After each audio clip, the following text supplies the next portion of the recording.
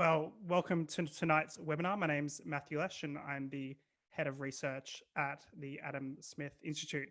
But I will be brief in my opening because you're, of course, not here to hear from me. Look, as I've heard recently, it's been fantastic to have lived through so many decades. You know, personally for me, it's the 1990s, the 2000s, the 2010s, March, April, now we're into May. Things are changing extremely quickly. And I think the SI's really tried to be at the forefront of that. We've released 3 papers with a 4th paper out tomorrow. We've had dozens of opinion pieces published. We've been quoted in hundreds of media outlets, and we've had thousands of people on these webinars. We've talked about everything from testing and civil liberties to how to reopen the economy. And just today, we've been entering the debate about tracing apps. Of course, we take no government money. We haven't prolonged any staff, and we do depend on the support from people like yourselves. So we really do appreciate it, and all those who can support us in any way they can. On to tonight's webinar. So to stem the public health emergency, we have shut down about 1/3 of our economy, and this is creating a huge kind of economic emergency in addition to this medical emergency we now face. To lessen the blow, governments have tried to freeze the economy, to do things like wage subsidies and furlough schemes, business interruption loans. But as we kind of know quite well, economies aren't machines that can be simply switched on and off by central planners. They're complex social organisms with billions of relationships. Many of those networks are now fraying. Businesses are talking about how they're running out of revenue, and it's not clear how many will be able to start up again after this crisis. Millions of jobs are definitely almost on the line, and thousands of business as well. Tonight's webinar is accepting, of course, the need for epidemiological measures, including this lockdown. What are the economic consequences of that? And then how are we going to build our way out of that? We're going to start discussion tonight with Dr. Chris Berg, who's a senior research fellow at RMIT Blockchain Innovation Hub at the university in Melbourne called RMIT University. He's the author of 9 books and has a forthcoming book specifically on this topic about unfreezing the economy. So Chris, in recent weeks, we've seen the stock markets really kind of bouncing back, perhaps not to the previous levels, but certainly on the rise, indicating that there is some confidence out there about a recovery.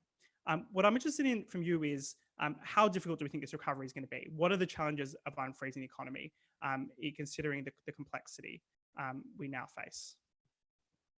So I'm just going to hand over to you. So yeah, here we go. I'm online. Fantastic. Thank you, Matthew, and thank you to the Adam Smith Institute and my fellow panelists for having me. I think you framed it exactly right.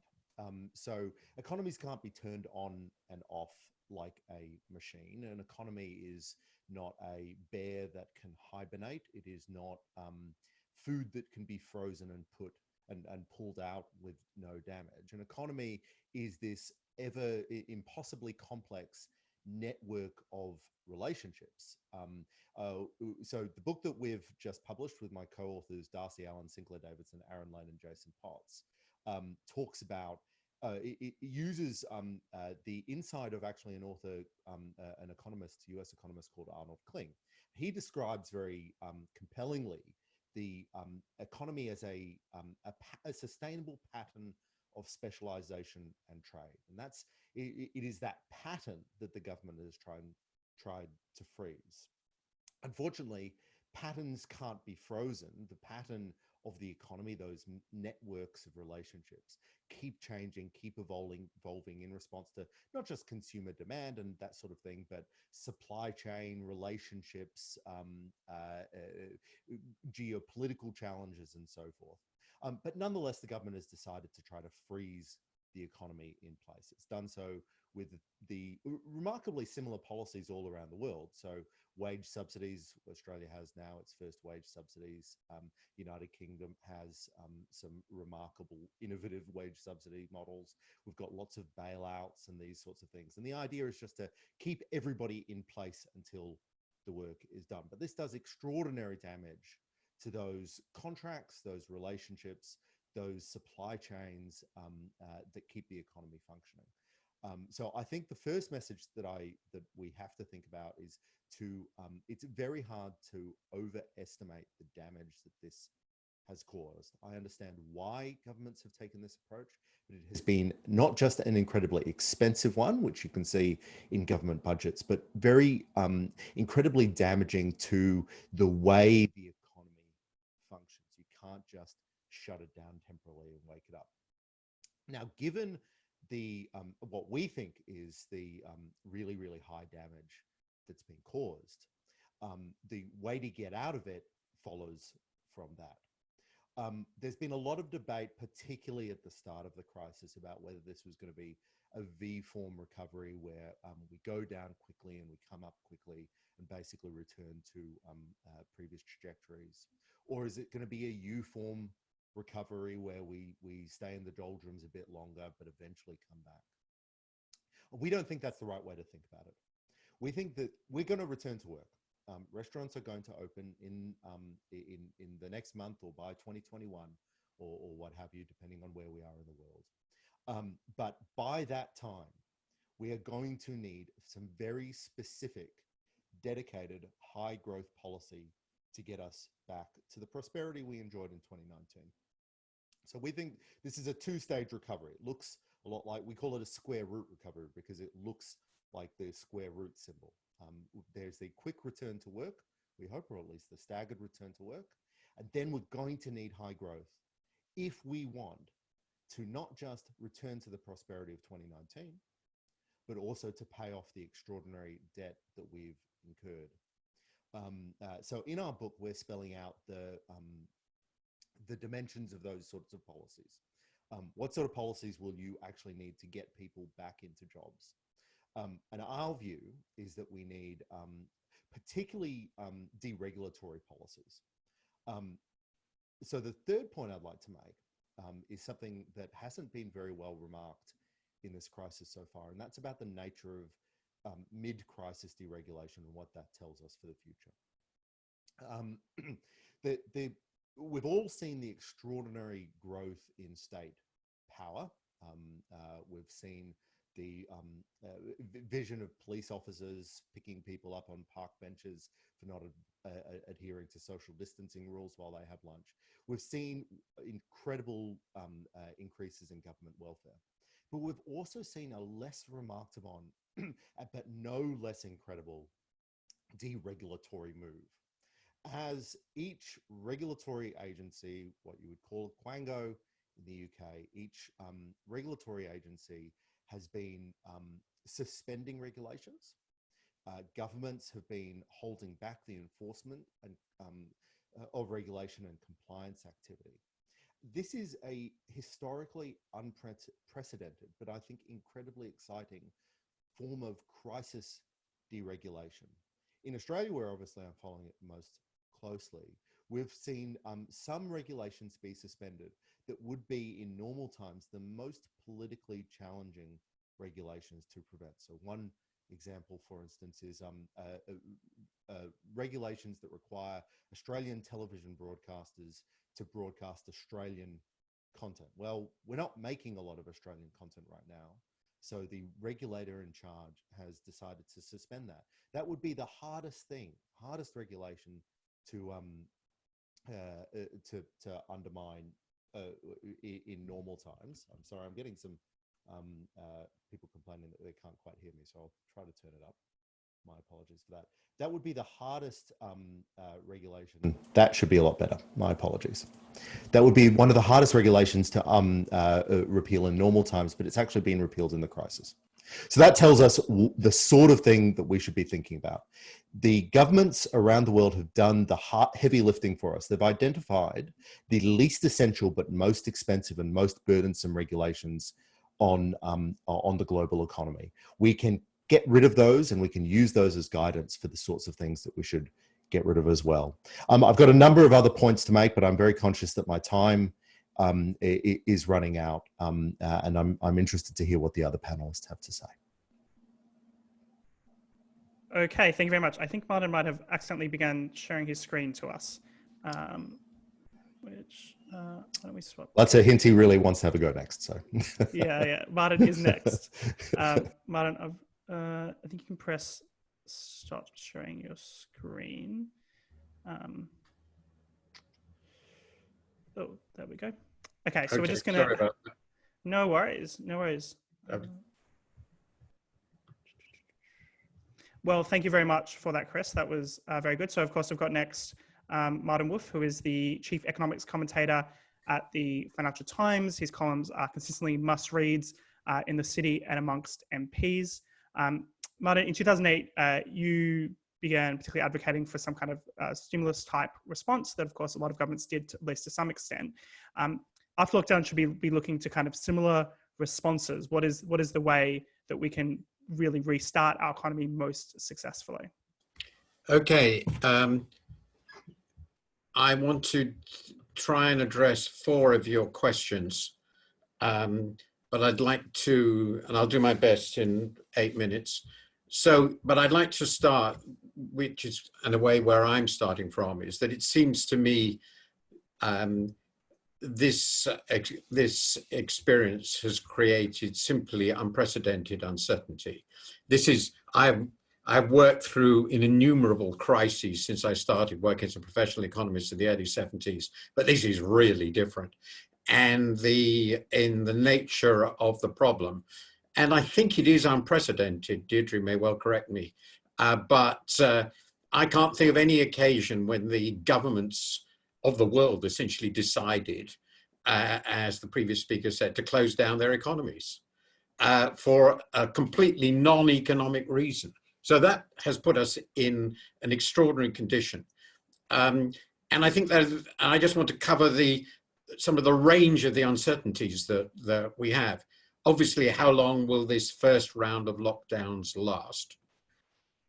Will they continue to hold, or will they break under popular pressure, as we're seeing in the US? If they do hold, when, under what circumstance will the government release them?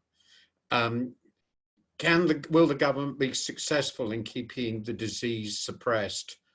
If it wants to do so, it seems to want to do so everywhere after the lockdowns are released, which depends on a whole host of conditions.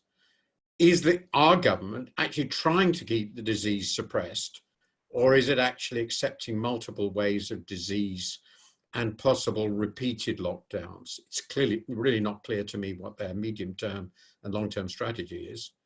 And that obviously raised the question of whether we're going to go through all this again. Will people have confidence after the lockdown end that they are then fundamentally safe? Will the international economy reopen? When and how? It looks at the moment as though travel is going to be the last thing to restart, and how travel will work between countries that have effectively suppressed the disease and others where it's rife is really entirely unclear. And what will be the longer run consequences of all that for the economy in the world? So I just feel, I start off by saying, I really don't know what's going to happen. How difficult, my second question is, how difficult will it be to unfreeze the economy? I think I'm a little more optimistic than Chris, which is perhaps strange. I always find in these discussions, the most free market people are the most optimistic about what will happen as soon as you unfreeze an economy. I'm an immediate child of World War II. I was born in '46. And so I've always been very impressed by how quickly, it took a little while, of course, but the damage was so huge, but how quickly economies of Europe in particular recovered after that catastrophe. And a lot of it was liberalization, a certain amount of money, and some sensible policy. So I don't know whether they'll restart in a month or 2, but I'm pretty confident once people feel safe that we'll go back to normal. And if people don't do something incredibly stupid, that we can have pretty healthy recoveries. How quickly we'll do so, as I've already said, will depend on how safe people feel. Now, it is possible that some people will feel much safer than others, and I think that's something we can build on. So I think we should be trying, as soon as we've got the necessary testing, to send the young, the under 45s probably, the recovered, and the asymptomatic people who test positive back to work as soon as possible. And that should be an aim, and it would be a pretty large chunk of the workforce. With the other people, older people are able also to work in offices and so forth safely. I think that's a basis for getting back to work pretty well. Obviously, there are some questions about this unfreezing process, and here are just a few, and I think some of them we've covered. How many businesses, contracts, relationships will have disappeared? How easy will it be to replace them? How big a debt overhang will there be in the private sector? I'm not talking about the government, and what not needs to be done with that. A lot of the programs to help business involve giving them more debt. I think a lot of that will have to be forgiven and turned into grants, or possibly equity, but you probably wouldn't like that. But anyway, I think the debt overhang will be a big problem in the private sector. A third big question is what will happen with the wider international economy. I've already covered one aspect of that, the movement of people. But it looks to me as though supply chains are going to be quite radically transformed. That's partly because of the shock of this breakdown in economic relations, but it's also to do with something quite specific and very big, which I'll mention in passing towards the end, which is relations between the US and China. And I suppose I should mention the fact, which is peculiar to Britain, which I don't think is unimportant, whatever side you take over the debate, is that in the middle of all this, we're going to have Brexit. And it looks as though it'll be a no-deal Brexit. So the trading conditions for our economy will be changed, in my view, overnight quite radically. And that's quite a lot for the business to deal with all at the same time. The third question is about borrowing and debt. And here I probably do differ somewhat. Right now, anyway, the state is certainly back and omnipresent, and really is omnipresent. And it's doing quite extraordinary things in peacetime, ordering everybody to go home and spending these colossal sums of money. It will obviously end up with much higher debts and deficits. There is a big question about how this is going to be brought under control. I don't think there's the slightest chance of the government's paying back debt, but they never pay back debt. Britain has never paid back debt. I'm not very worried about that because I expect real interest rates to remain very low. And if they don't remain very low, it's because we really have strong growth, and that would be very good too. At anything, under either condition, I think these debts are manageable. The UK has had much higher debt in its past than this. Twice in its history, debts have been 250% of GDP. But I do think there will be a big question about how controlling the deficits. And I don't think the government is going to find it easy to pursue the same policies as last time. So my prediction is, and I'm not saying I like it or not, that we will end up with substantially higher taxation of the relatively well-off at the end of this. Final question, how will the virus interplay with other trends? Well, this is very interesting.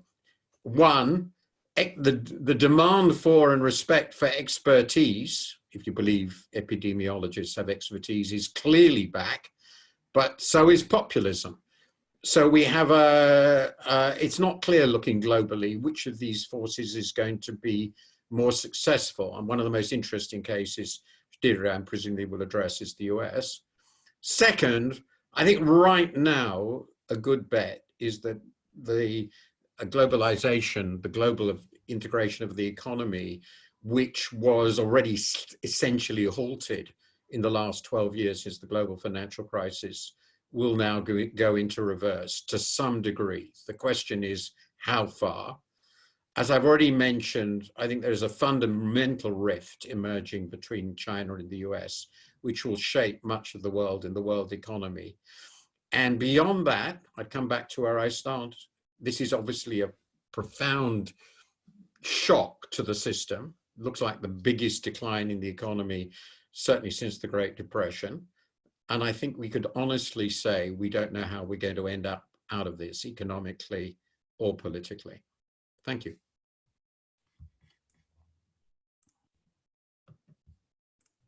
Well, thank you very much. That was a very good introduction as well. Just for our final opening remarks from Professor Deirdre McCluskey. The professor, of course, is the author of dozens of books and journal articles, including the likes of Bourgeois Equality and Why Liberalism Works. She recently wrote in The Spectator about the need to maintain our liberties during coronavirus. Professor, this crisis has not only taken away, of course, our civil liberties, but very much our economic liberties as well. Are you concerned that the crisis is undermining the kind of bourgeois values that you've spent much of the last decade or so writing about? Or will it be those values that get us through this crisis and allow us to bounce back? Well, it's not really bourgeois values if you understand those as the attitudes of people in the business world itself. It's the attitude of the rest of society towards the business world that's the crux. And that's at issue. I'm not sure how that's going to turn out. Because if ideology, if the convictions of ordinary folk turn against what I call innovism, which unfortunately is sometimes called capitalism, then we're in for a bout of increasing state power and still another experiment, such as the 1/3 of the world under communism from 1949 to 1989 with comprehensive socialism. So how it all turns out in the long run is very much a matter of the world of ideas that all of us are contributing to. Not that our influence is all that great, depends very much on how mass politics turns out. I think the analogy with war is close, and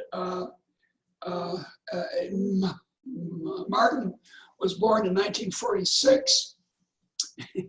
He will remember when the sweets ration came off, I'm sure, because every child in Britain was thrilled with that sort of final end of the constriction of the economy that had been enforced by the war. But observe, after the Second War, Britain did move to a socialist experiment, a socialist ideology. Now, it's true that since then, Britain has vacillated between Clause 4 labor politics and the conservative alternatives. It's true, as Chris says, that the patterns, the supply chains, the very important informal connections that make innovism work are, as in war, really broken. A large part of the British male and some of the female population were extracted and thrown into North Africa.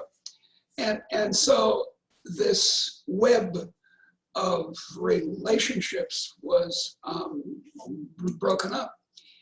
It seems to me that the lasting effect of this shock to this sociological web could be very bad for a fairly long run, because it will discourage entrepreneurs. It will discourage ordinary people moving to a new job or moving to another part of the country. People will be afraid, in other words. There'll be very large numbers of small enterprises will be bankrupted by this experience that we're going through.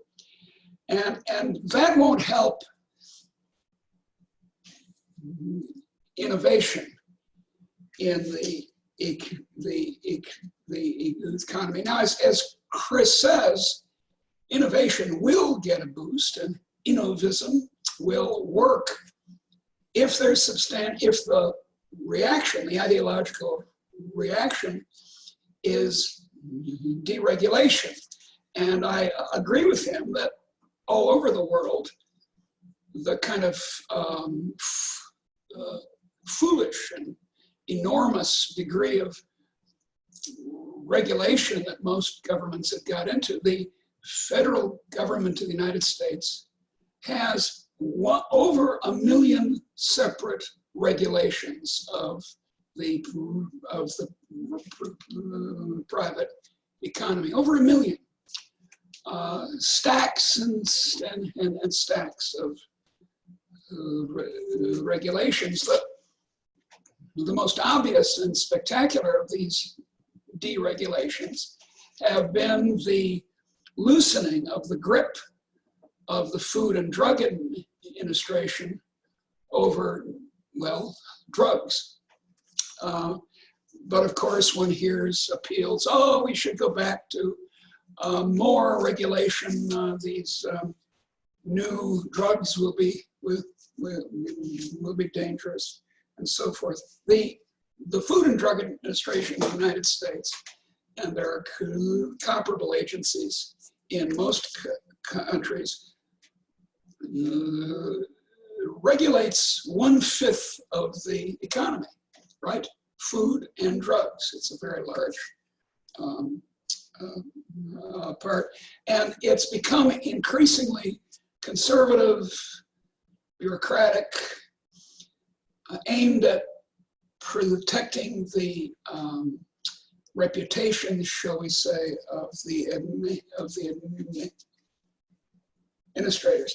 On the international front, I worry that the crisis itself and will be and has been in some countries used as an excuse for putting forward an ideology of xenophobia, of closing borders. Because after all, as you know, as everyone knows, it's those damn foreigners who are causing all our problems.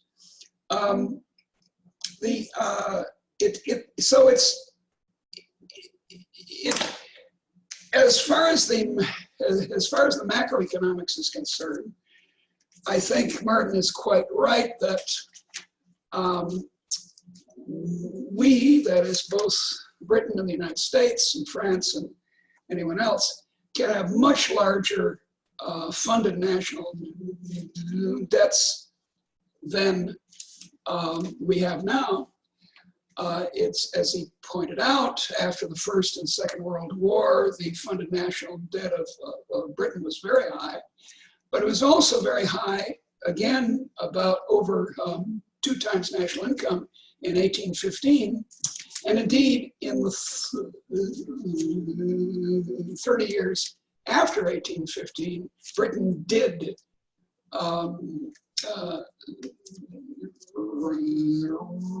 retire much of the national debt. It was made possible by the beginnings of what I call the great enrichment. Now, as far as the politics is concerned, and I think the main problem, as I think we agree, is not so much the economy, how the business world recovers, as it will, how ordinary people venturing to opening a hairdressing salon and so forth changes. But the danger is at the heights, at the commanding heights of the economy. And there, as Martin points out, there's this battle between expertise on the one hand, the rule of the great and good on the one hand, and on the other, ignorant populism. Now, I as an American, I'm hopeful that Donald Trump will be roundly defeated in November, because he did such a terrible job in facing the public health crisis. Here's a scary thought. If he had done as well as the Koreans did, or the Icelanders, or lots of other, like Greece, for example. My God, Greece has a couple of hundred deaths. If he had done as well as that, he would win by a landslide in November. Unfortunately, or God, it's a terrible choice. Fortunately, however you view it, he handled it with exceptional stupidity, or what should I say, characteristic stupidity. If he loses, and I think he will, I think the prestige of populism generally in the world will suffer a great blow. Take Brazil, where Bolsonaro is a kind of junior version of Donald Trump, if you can imagine such a thing. And that kind of populism, left or right, but especially on the right, will be damaged, and that will be good for our certainly our future politics. It's not altogether clear that it'll be so great for our future economy, because so many of the great and good are essentially socialists. They essentially believe in the power of the state. And I wish they would stop having this sad conviction. So, thank you very much. Thank you. Thank you very much indeed. I think we might move to some questions. Just mute everyone. There's a lot of different things we can start on, but I think I might just circle back around to one of the comments that Martin made about debt, and to see what the rest of the panel thinks about how governments are going to deal fiscally. Should we be worried about government debt, or is the low interest rates, will they continue forever to the point where we don't really have to worry about it? And then I suppose the second to that, what should we do about the deficits, which Martin obviously was a little bit more concerned about, and will it necessitate these and inevitably lead to these tax rises, particularly on the wealthy? And what would be the consequences of that? And maybe Chris first. Yeah, so Martin's analysis is right. The deficit is the priority, and it is quite possible to have an economy that functions with high net debt. What I think that this is a clarifying moment about, and this is actually, I was thinking as both Deirdre and Martin were talking about populism, this is a clarifying moment for economic policymakers, I think, because it will put such a high priority on what we would describe as the policies that give us high economic growth. But now we will have to start reframing as the policies that give us economic growth at all. And that suite of policies, and we can debate that, and obviously different sides of politics have different views. But the utter prioritization of pro-growth policies, I think, will be the medium-term impact, or it needs to be the medium-term impact of this crisis. It's not the short term. It may not be the long term. We may return to long-term trajectories. I remember after September 11, The Onion had a fantastic headline, which I'm going to paraphrase because it's kind of rude, but it was something like, "Nation can't wait to get back to all that nonsense." We will get back to the nonsense. They used other words. We will get back to the nonsense, but in the medium term, we're going to have to talk about what are the policies that get us back to not great riches, but just the prosperity of 2019. Martin, and that's what sorry, go on, please. I was going to say, Martin, what do you think those policies could be? What are the policies that are going to get us back to perhaps not even just the economic growth, but just the size of the economy that we had in 2019? Well, I have a few comments. First, I think we're probably going to see this. I think has shaken the world up. Big crises do this, so we're probably going to see quite a lot of quite different experiments in different countries, and it will be very interesting to see how they unfold. Countries sooner or later learn from one another. So returning to Deirdre's comments, I mean, why did Central and Eastern Europe collapse?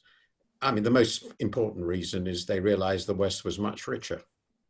Yeah. And that's quite important. So there will be experiments.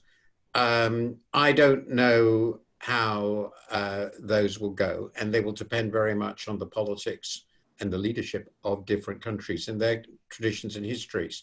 Britain tends to be in the middle of this, and so we'll probably do a bit of whatever the Americans do and a bit of whatever the Continentals do. It'll be interesting. It'll be interesting to see. I've always felt that the British want a European welfare state and an American economy, and they're doomed to have neither. But anyway, now in terms of the policies, well, there are some areas in which I think we need to fight very, very hard, and we've already tried to do this in the paper, for reopening the world economy and restoring free trade. And we need to get away from this absolutely ridiculous and utterly destructive fight over mostly nonsense, not all nonsense, between the US and China. And if Deirdre is right, and Trump, who's a radical protectionist and destabilizer, goes, I think we might achieve that. That seems to me incredibly important. Yeah.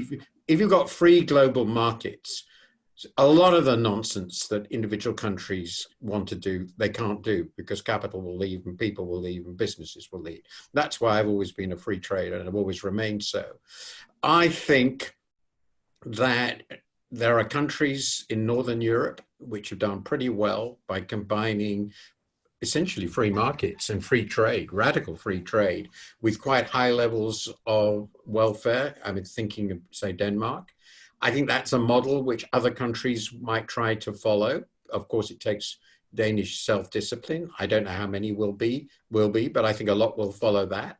I think the British are now at a point politically where it's really not at all obvious. What is the underlying ideology of Boris Johnson? I have absolutely no idea. What is the underlying ideology of Keir Starmer? I also have that. I knew what Jeremy Corbyn's was, but so we really are up for grabs. And the same, I think, is true in America. What does Joe Biden stand for? What will the Republicans stand for? I don't know.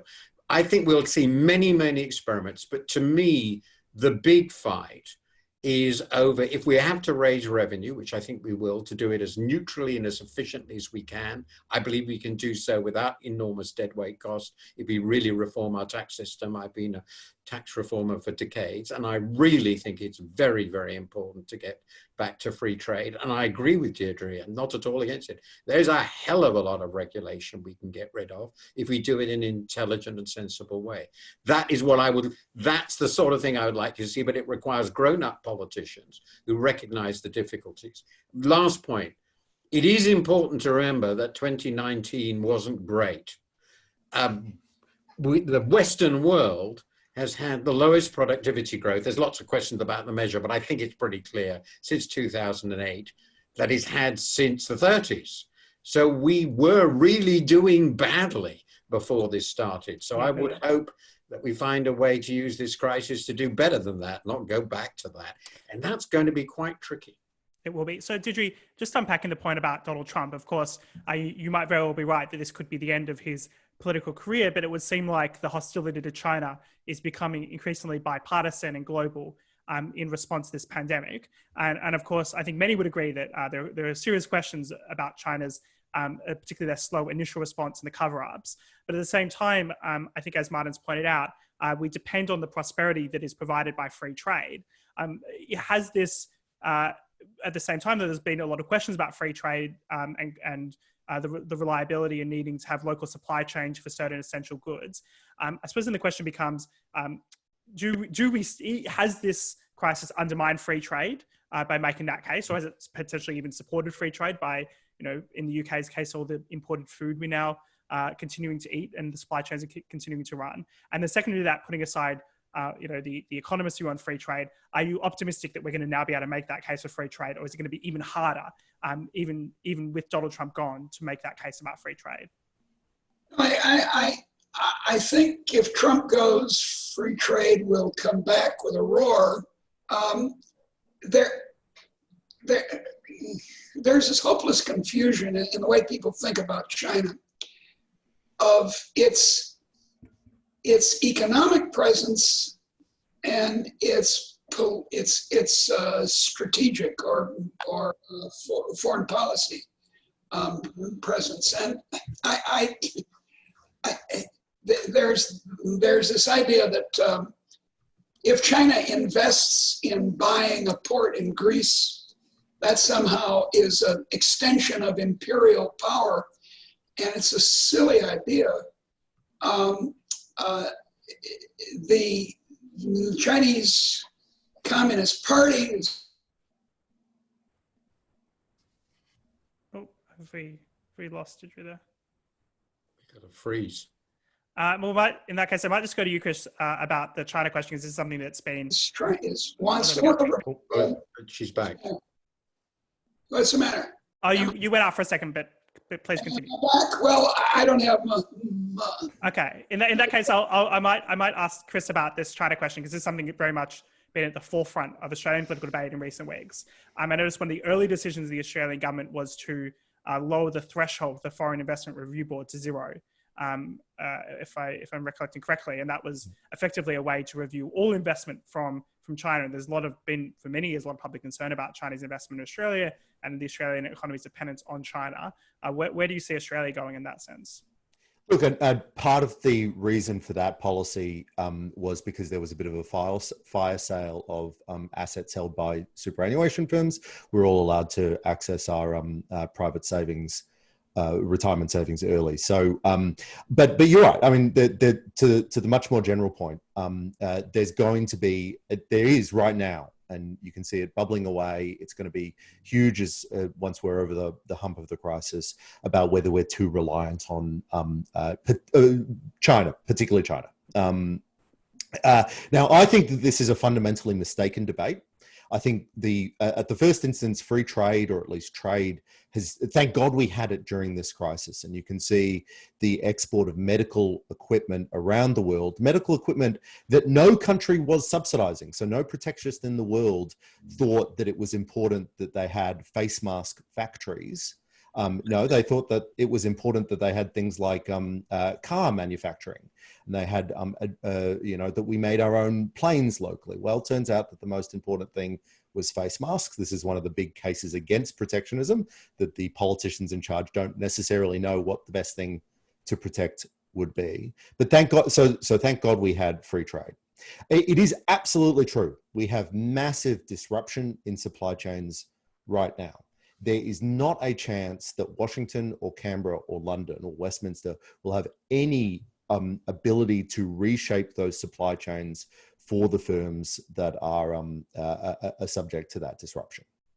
What we need is firms are going to have to do different risk management about their supply chain. They're going to have to look deeply at supply chain resilience. But the tools that the government has, or governments around the world have in this space, are really quite blunt. They can put on tariffs, they can use regulations. There's nothing that they have in their toolbox that will help entrepreneurs build more resilient supply chains, build supply chains that can hedge against future risks. And in that sense, I think there's a lot to be said, and there's a lot of work to be done on the supply chains. We should not underestimate the significance of what we've learned, but we should know that the people that need to learn those lessons are entrepreneurs, not governments. So Martin, late last year, you wrote about the kind of need to rethink certain elements of capitalism more broadly, particularly thinking about the role of companies and whether companies should be necessarily as profit focused as they are, or let's say can consider more environmental goals or social justice goals. I was wondering what impact you think this crisis could have on the role for companies, the way we see companies? Are we going to see something more along those lines, or are companies going to go back to very much being focused on profit and hiring people? How do you see kind of the capitalist system coming out of this crisis? I think there were basically two strands in what I raised. The first, and to me most important, was about concentration and monopoly. And that's a very controversial issue. Of course, in the United States, they've had a debate of this for 120 years. But I believe in competition policy. And it's not perfect. It's a blunt weapon. But I think we have there's really quite a lot of evidence of really quite significant monopoly problems in important parts of our economies. And I've come to the view, I didn't have this view 25 years ago, that competition policy is important. The second, a completely different set of questions, we can get into a philosophical question, is whether the corporation as a legal form is, as now structured, in particularly the view of the role of shareholders within it, is the optimal form of business organization. Now, I don't want to go into, it's clearly one of the versions that we're going to have, but I actually think there are some quite big problems with this model of the firm. And I'm quite interested in encouraging a diversity of models firm. This was a debate of the 19th century. We ended up with the joint stock, limited liability and incredible privilege, corporate structure. And I think it's perfectly reasonable to ask ourselves whether that has turned out in all cases to be the optimal structure. There are obviously very many different structures around the world. And I'm trying to encourage people to look at, basically ask, is this the only model we want? Are there other models we'd like? Would we like to change the power structure in the system? I think those are, to me, the two important issues that I was raising. This wouldn't affect the vast bulk of neither issue would affect the vast bulk of the economy, at all. Didri, any thoughts on the future of capitalism, and should we be concerned about those competition issues? Should we be considering different structures of companies? Is that the way we build ourselves out of this crisis, is by destroying those monopolies that we see? My brief answer is no to both questions. I do not agree with Martin on these points, although so there's a certain amount of overlap, but I basically do not agree. I think the first thing we need to do is get rid of the word capitalism, which is a foolish word imposed on us by our enemies. And it would be much better to call it innovism, which is what it is. And that draws our attention not to these matters of corporate structure or my friend Yanis Varoufakis, the former finance minister of Greece. I'm so cool that I've been on Yanis's motorcycle. That's how much cooler can you get? He's very concerned, as people on the left often are, with the sloshing around of capital, which they think is what causes the world, as far as I can make out. And that's not what it is. What it is innovation. And my main worry about the post-crisis economy is that as happened before, as happened after the Great Depression, that it frightens people, that it makes them excessively conservative in enterprise, that it worries them. Chris is quite right that reestablishing supply chains that are not so fragile is what we should do. And as Martin says, free trade is the way to accomplish it. But there'll be a great, shall we say, demand for diversification, for insurance, for somehow being covered. And I'm afraid that'll that'll slow down innovation even more than the rate that Martin was speaking of. And of course, it'll all be much worse if the outcome is a glorification of the state. I think the thing that worries me about the way my colleagues here are talking is that they talk a lot about policies. And unless the policy is leave us alone, I'm very suspicious that it ends up making the state the central actor in the economy, and it's not. Can I just pop in there, Matthew, just to talk about the innovation side of this? Because I think it's this crisis. We're all looking for historical instances that we can draw lessons from, and the Second World War is a really good one. The Second World War is a great one because that's when the liberal movement, as we know it, really started. It started in those debates about how to free the economy after the war. But there's something very unprecedented, not just about this crisis, but about the economy that went into the crisis in the first place. And the work that we're doing in technologies, and particularly the technologies that can help us reestablish many of the liberties that we think may have been taken or may be under threat. It provides some guidance about how the economy is going to get over this in the first place.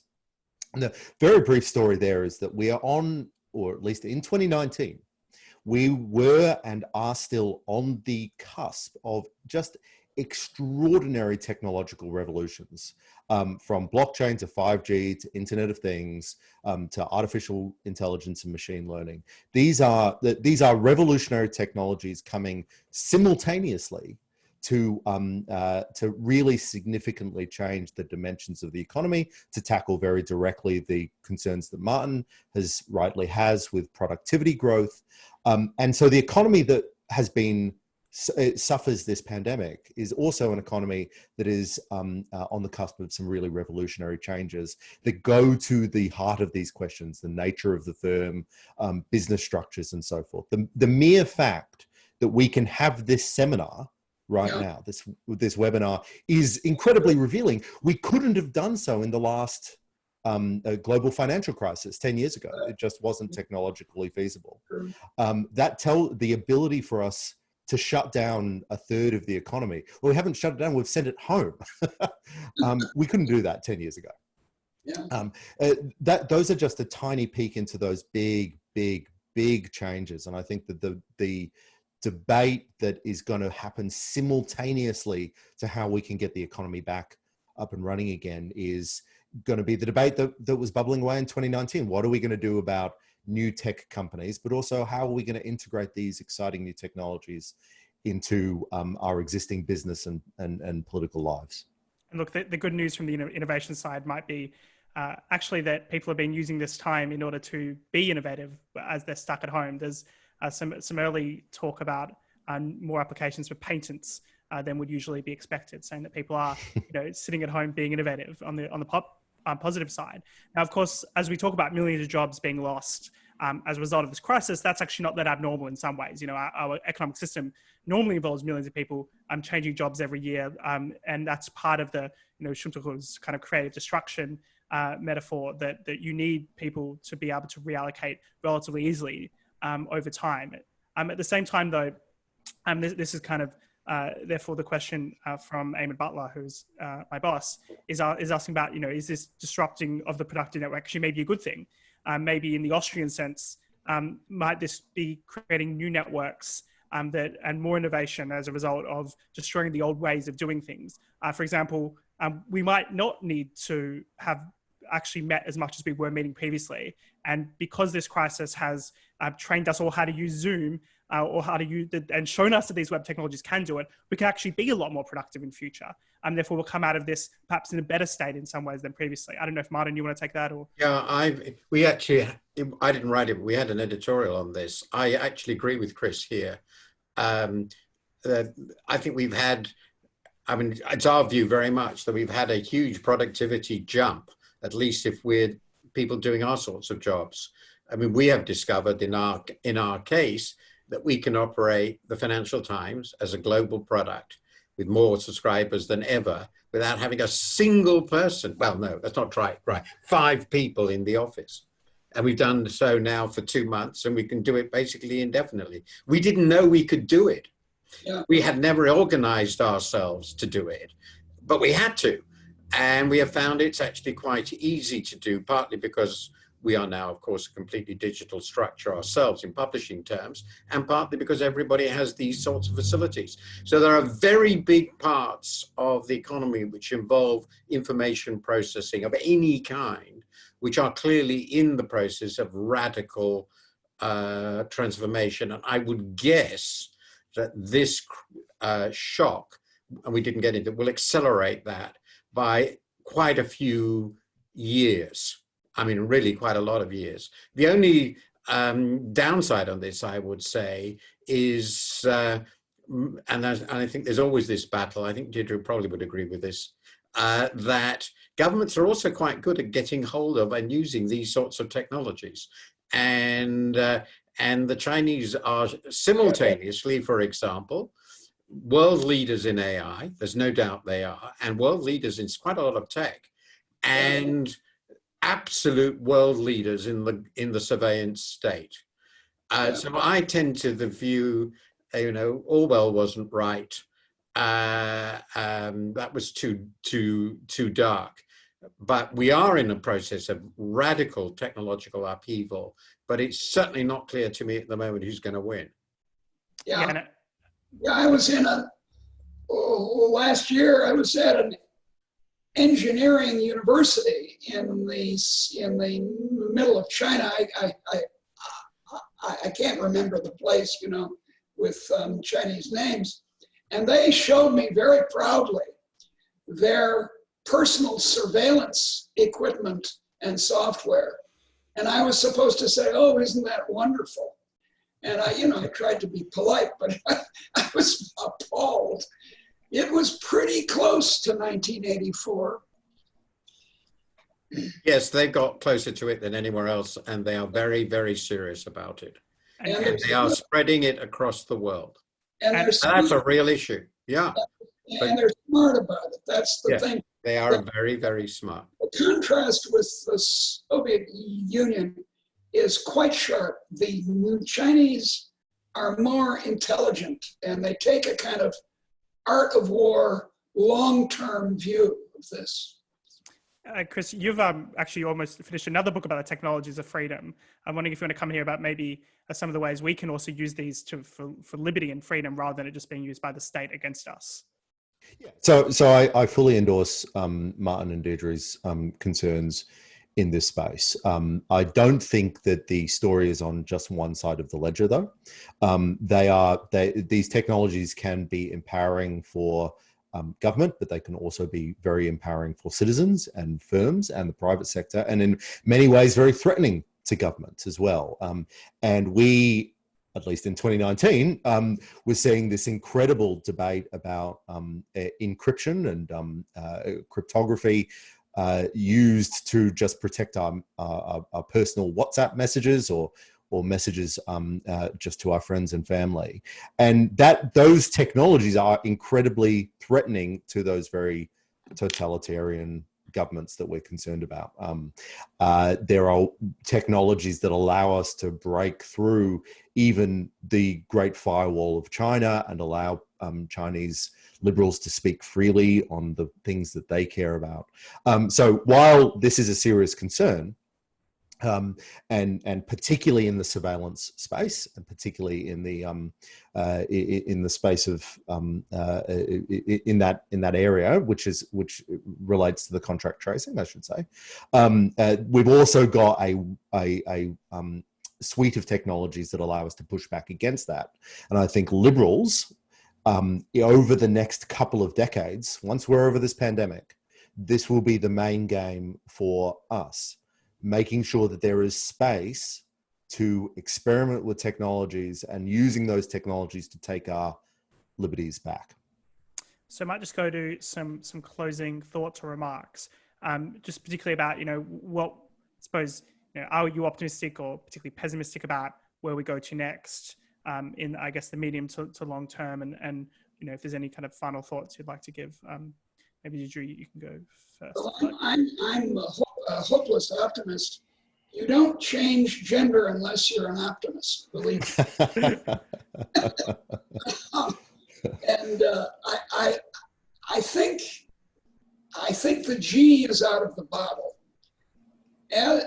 As Martin said, the international demonstration effect of how freeing the economy works, I think in the long run will make for, well, free economies. The most spectacular example, of course, is China, a free economy, not a free polity, which then inspired the Indians in 1991 to move to a free economy, already having a free polity. And so I'm in the long run, I'm optimistic. I think the next 50 years will see the entire world become rich. And I think this will solve all kinds of problems in environmental problems and others. There'll be an enormous scientific and cultural explosion, which if I live to be 130, I'll see. No doubt that technology will let you live to 130. Martin. Well, I can only say two things. On that last point, I hope Deirdre is right. I very strongly desire such an outcome, but I'm afraid I'm not as optimistic as she is. But I would point out, going back to what I have mostly campaigned on in my life, the 30 years or so prior to this crisis have seen a quite extraordinary, I mean, this is collapse in extreme poverty across the world. It's essentially disappeared. The state of mass destitution has more or less disappeared. And a simply staggering growth of the rest of the world relative to the Old West, which is surely to be welcomed. So I think we were basically on the right path, which is what, with the exception of allowing our financial sector to behave very responsibly. I won't go into that, but the backlash against trade and openness that we're seeing is, to me, my biggest concern. And because I think if we stick with that, that basically constrains, as I said, to a very significant degree what governments can do. On technology, its potential for transforming the world is obvious. Which way it will bite, I think that is up to us to determine. We decide ultimately. Also politics, I do believe in politics, you can't abolish it. But as individuals and through our political processes, how technology will affect us. If only we could abolish politics. Chris. No, not on it. Man is a political animal, Aristotle. Indeed. Not quite yet. Look, I want to just finish by actually addressing Eamon's question, because I think it's a really interesting one. What we've seen in the last 2 months has not just been a breaking apart of some of the norms of business practice and running newspapers, but it's also been a breaking a lot of political patterns that were very constraining, that were protecting many of these growth suppressing regulations, growth suppressing taxes. So I'm not a big fan of the sort of disaster capitalism model. Crisis is an opportunity story. I think that's a bad look, if nothing else. But it is also worth noting and worth understanding that many of the debates that we thought were settled or we had let go because it seemed like there was no place to move are suddenly wide open. And we are discussing, as Martin says, the nature of the firm. We're discussing the nature of the taxation system. So we have a huge opportunity as liberals to emphasize the things that we think should be emphasized, and that's the importance of liberty and economic growth leading to prosperity. Well, Well, thank you very much to all our fantastic panelists. I can just say from an ASI perspective, we've probably never been more productive. I've been harassing my boss for months and months about being able to work from home. So this is finally my chance. I think we've shown potentially just how productive we can be. And hopefully that's, we're obviously in quite a privileged position as white collar workers, more or less, but hopefully this provides an opportunity for that kind of economic growth that we weren't seeing before the crisis. So thank you very much to all our panelists, and look forward to getting together in the future and thinking about, again, how we can deliver a more prosperous world ahead of us. Thank you very much. Thank you. Very enjoyable. Thank you.